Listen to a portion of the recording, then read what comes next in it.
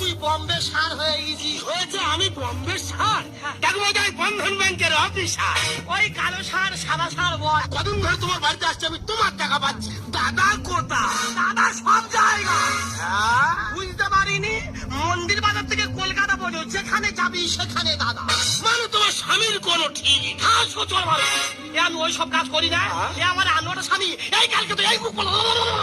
তা তুমি তো বললে পাটি পাটি চল মারবো। হ্যাঁ? কথা শিখে তবে কথা বলা শেখ। কি বলেছি আমি বলেছি মন্দির বাজার থেকে কলকাতা পর্যন্ত প্রত্যেকটা টপিকে প্রত্যেকটা জায়গা আমাদের বাড়ি। ওই জন্য বলেছি যেখানে যাবি সেখানে দাদা।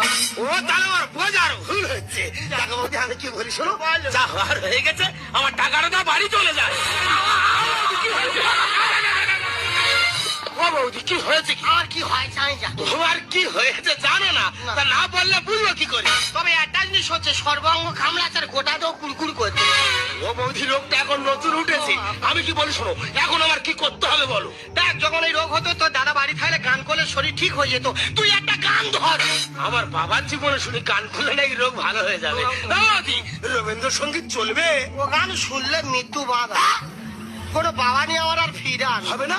তুই একটা ড্যান্স সঙ্গ আমার গান শুরু কর।